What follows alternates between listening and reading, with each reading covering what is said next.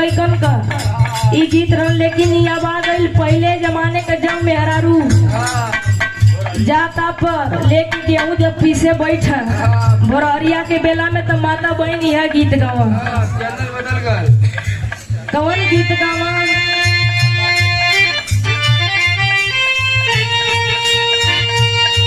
रेलिया